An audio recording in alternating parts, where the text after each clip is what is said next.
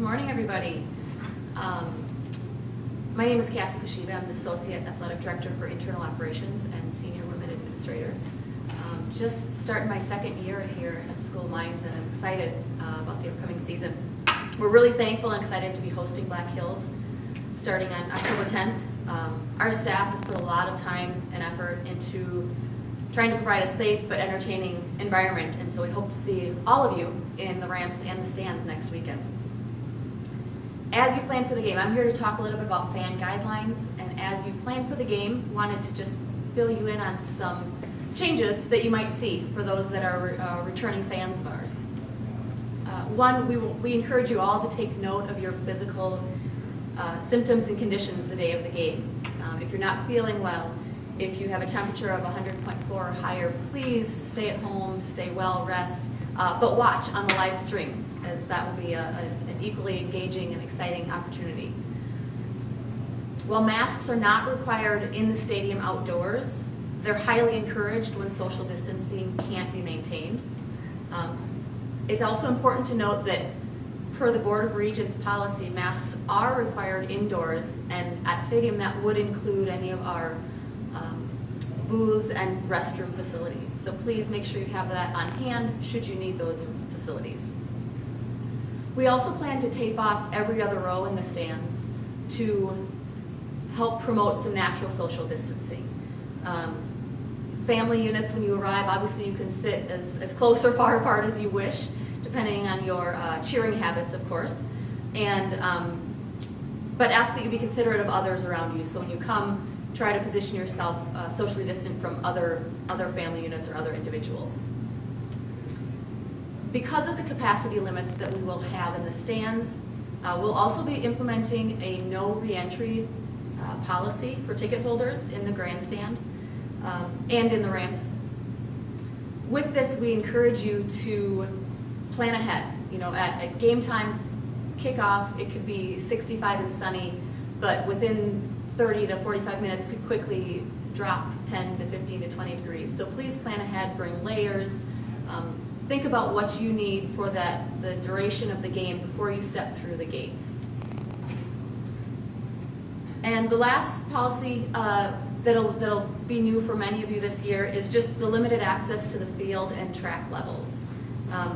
Due to NCAA policies and guidelines, that space is really restricted to essential employees, essential personnel only. And that includes after the game when we hope to be celebrating an exciting event that night. This change is, again, being made to help us keep our team members, staff and players, as well as personnel compliant within the NCAA guidelines that we're expected to follow. With that, I think those are some of the big pieces that you all would want to know coming into the games, and I'm going to answer any questions you may have.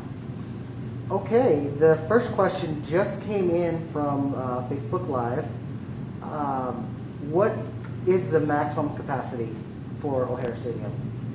Yes, so in the grandstand we'll be just about a little bit below a third capacity. So we're at 691 fans in that grandstand.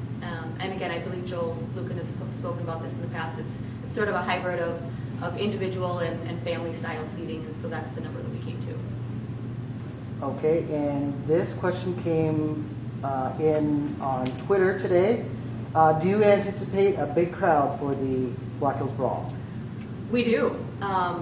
We do. We expect the ramps to be full. We expect, especially with the limited capacity, that the stands will be as full as we will allow them to be. And so we encourage you to get there early, get your tickets early. We will be opening, the ramps will be open 3 hours prior to kickoff. The gates general admission ticket will be open 2 hours prior. And so encourage you to get there early so that you secure one of those limited spots. Okay, and that kind of piggybacks on this next question that came from Instagram. How do I get advance tickets? So right now, in the ramps, tickets will be available, I just took a note of that, will be available starting next week to purchase ahead of time. Right now, we're waiting on previous season ticket holders to renew their spots.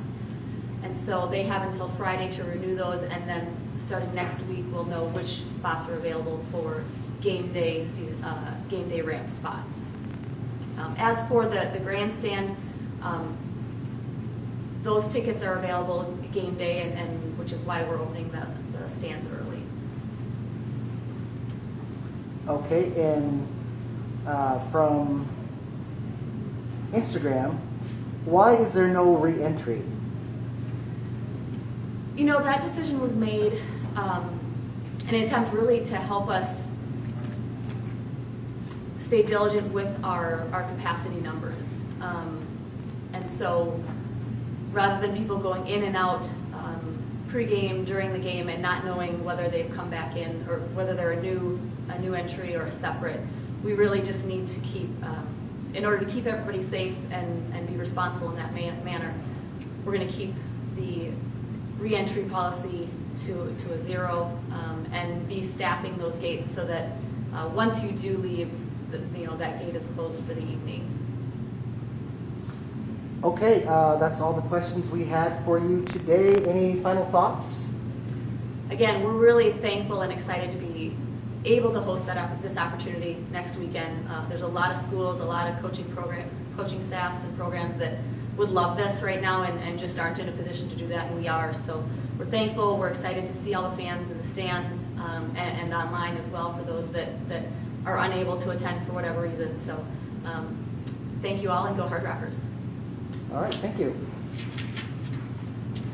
We are curious. We are tenacious. We've got what it takes to change the world. As one of the nation's premier engineering, science, and technology universities, South Dakota Mines is at the forefront of what's next. We embrace challenges, we let our curiosity lead, and we build a confidence supported by teamwork and collaboration. From our beginnings as a mining school to our status today as a world-class engineering and science university, South Dakota Mines continues to transform our students, our communities, and our world. South Dakota Mines, advancing the frontier of innovation. Hello there, Hardrocker Nation. Luke Wheeler, Director of Golf, giving you a little recap of the last tournament we had last couple days up in Spearfish with the Fall Classic, hosted by Black Hills State and us. It was a 3-team tournament between Black Hills, South Dakota Mines, and Shattering State. Terrible conditions first couple days, very windy. You're looking at 30-mile-an-hour gusts, all that. But for that, I guess we played fairly well our first day. We were in the lead by 4 strokes over Shattering, which is a pretty dominant team in our conference. So we were pretty pleased with that, knowing that the next day was going to come out better, be nicer weather, and things just didn't go our way that second day. Shattering showed up like they normally do, and we didn't. That was just bottom line. We didn't play very well, but to the credit, the girls played as hard as they could, and proud of them for that. So we finished second, beating BH by about 30-some strokes, I think, 40 strokes, 50 strokes. I can't remember, but it was quite a bit. So happy about that. Annika Schooler, a freshman out of Littleton, Colorado, she was leading the tournament after the first day. She shot an 80. She followed it up with an 89 to place second behind a gal from Shattering who went out and shot the only 70s of the tournament. I think she shot a 75 the second day. So kudos to her. She did a great job. Girls will be taking about 2 weeks off before they go to Pueblo in the middle of October. What we got coming up this weekend is the men's program. We'll head down to Pueblo for the Sam Brawl Farmers Insurance Invitational hosted by Colorado State Pueblo. This is usually a good determining factor of where we're at with the fall. So, and what we're going to have to work on in the wintertime to get to where we need to be come springtime. All right, well, I have a few questions for you, Coach. First one came from Twitter. Do you feel encouraged that your underclassmen are adapting to the college level of play, given how your team did yesterday? I do. I think they're getting situated with the schoolwork, the college life, and the athletic life. It's a grind for them. I know we play a lot of tournaments in a short amount of time. They're missing some class, so thankfully the professors have been great to work with and allowing them to get their school made up, their tests made up. So I think they'll get to a point where they'll find their routine and everything will be good. All right, next question was emailed to me last night. Looking online at your men's schedule, and are you still going to the Oklahoma with the men after Pueblo? We are not. I had scheduled that tournament before the Denver tournament that we played in recently was scheduled. So with the limited amount of dates we can play this year per NCAA rules, that would have put us right at the line, if not over, come springtime. So I had to drop that one. Plus, that's a very long ways to go. It would have been about a 15-hour van ride for us. Missed too many days of school with that one. So that being said, we will not be going to Oklahoma. This tournament this weekend will be the last one for the men's, and then we are setting our spring schedule as we speak right now. That kind of ties into my next question then. Do you have a schedule done for the spring then? I do, and I don't. Some factors just came into play today that I'm not at liberty to say right now. So hopefully within the next week or so, I will have that set. I do have some tournaments penciled in that are set. The men will be going down to Golden, Colorado, end of March for the Bob Wirtz tournament. The women will be traveling to Pueblo, middle of March for the El Cheapo, as he likes to call it. And then we'll have our Hardrocker invite April 11th through the 13th before our RMAC championship. I'm still working on the beginning of March. Last year I went to Vegas, and I'd like to go back there again. So we got 2 tournaments in there, which was great for us that we could knock, obviously, 2 birds with 1 stone. So I'm working out the details with that one right now, and hopefully be done with that in about a week. Awesome, and we'll have you updated on GoRockers.com when that comes out.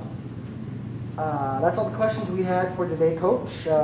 Anything else you want to add before you leave us? No, I'd just like to thank everybody that came out to Spearfish and supported us the last couple days. It was great to see some faces out there. The girls really enjoyed it. They were very thankful that they had some support other than parents, which, don't get me wrong, I love the parents out there all the time. So it was nice to see some student body, some administration, some alumni. So thank you for all that attended, and other than that, go Rockers. All right, thanks a lot, Coach. Next up, we'll have Coach Charlie Floor after this short commercial break. We are curious. We are tenacious. We've got what it takes to change the world. As one of the nation's premier engineering, science, and technology universities, South Dakota Mines is at the forefront of what's next. We embrace challenges, we let our curiosity lead, and we build a confidence supported by teamwork and collaboration. From our beginnings as a mining school to our status today as a world-class engineering and science university, South Dakota Mines continues to transform our students, our communities, and our world. South Dakota Mines, advancing the frontier of innovation. Hello, Hardrocker Nation. Charlie Floor here with football. I just want to give a quick recap within the last 2 weeks of our football program. This week is really our last week of what we're calling our fall camp, with us not given the opportunity to actually start practice until school started. We've really tried to put a fall camp together before game week next week. And our kids have really responded with that, with all the rigorous academics that they've been going through, as well as kind of a fall camp mentality. I've been very pleased with how they've showed up every day to come out to practice with the limited amount of time that we have gotten with our players. Our staff's done a phenomenal job of getting them ready both mentally and physically. Our new strength coach, Brock Barrett, and his assistant, Carl Wise, have really pushed their limits in regards to the weight room, and again, trying to get them ready for our 6-game schedule. Next Saturday is obviously game day for us against Black Hills State on October 10th. We are going to have senior day that day, so all of the seniors that are going to graduate and not come back next year, we are going to honor those seniors. So it'll be a special day for them. Playing, it won't be their last home game, but at least it'll be a special moment for them. And then, the last thing that we did last week, we announced was an extra home game. So we are now going to play a 6-game schedule. The MIAA conference has decided to open up and play a few games, and Nebraska Kearney had approached us about playing a game. And we were able to get it worked out with our administration and their administration of getting the Lopers up to Rapid City for another home game. So that'll give us now 3 road games and 3 home games. So we're really excited for our seniors and our football team to give them another opportunity to play the game of football and also play it here in Rapid City. So with that being said, I'll be more than happy to take any questions. Okay, first question came in, emailed to me last night. Will the games be broadcast, and if so, do you know where? Actually, I will answer this question. You can find all this, the broadcast information if you go to www.gorockers.com and click on the football schedule page. You'll have links to the live broadcast as well as the radio broadcast. All right, good job, Brad. Next question, how are things progressing with the COVID testing as opposed to practicing in COVID testing? So our COVID testing is going well. We get tested every Wednesday morning as a program, and our administration, our medical staff, and Monument Health have really helped out with that in getting those results back in a timely fashion, which has really helped the direction of our program and given us that clarity of where we're at. And it hasn't affected us in practice those days. When we get tested, we still have meetings, and then when we get those results back, we make the corrections and things that we need to get done. But it's been a great process. I can't thank our people enough for it. It's getting smoother every time that we come in, and we've had to make adjustments with how we do it. But everything is going great with that, and we're actually we got tested this morning. So it's one of those, like I said, every Wednesday our kids are coming in and getting that procedure done, and we continue to go to work. All right, this came in on Instagram. After the homecoming practice and a scrimmage that you've had, what areas do you think the Hardrockers will excel in this year? I think the big thing that we continue to talk about is our attitude and our effort every day that we show up to practice. And, our kids have showed up every single day with those 2 things. And when you're trying to establish a culture and trying to establish any type of program, those are the 2 things your kids can control every day, is their attitude and their effort. And, I was really pleased, with both of those situations, the homecoming practice as well as the scrimmage, that our kids have came out and done that. We've continued to make mistakes, but we've continued to excel and get better every single day. And that's the one thing I want to guarantee to everybody out there is our kids are going to come out and they're going to show up and they're going to play hard for the full 60 minutes. And with the abbreviated season, abbreviated fall camp, we've kind of structured things that way. And they've showed up every day, and they're ready to put the work in. And next Saturday will be a big test for us just to kind of see where we're at moving forward. That's why I think our kids are really excited. No matter who it is we're playing, we just want to go out and kind of see where we're at as a football team, and then continue to take the next step. All right, and the next question came in from Facebook Live. Are you bringing any new traditions to the Hardrocker program? I don't know if there's some new traditions. We talk about a lot of things, within the culture of our program and what we want to establish. Just pre-game and different things like that, pre-practice. As a team, we're doing some more things. It's just continuing to educate our kids on, what's really going to get them through. And, they have their chance, they have their different things like that, which, I'm all in favor for, but really the biggest thing for us is just continue to push forward, knowing that hard work's going to pay off in the end. And we've got great kids that are doing that right now. All right, and the last question came in, and we'll do more of a preview of this next week, but are you familiar with the Black Hills Brawl and what it means to our program? Yes, I'm not very familiar with it, but I know all about it. With me growing up in Gillette, Wyoming as a kid, and living and seeing it, when I was growing up, and then playing in the same conference collegiately as both Black Hills and South Dakota Mines.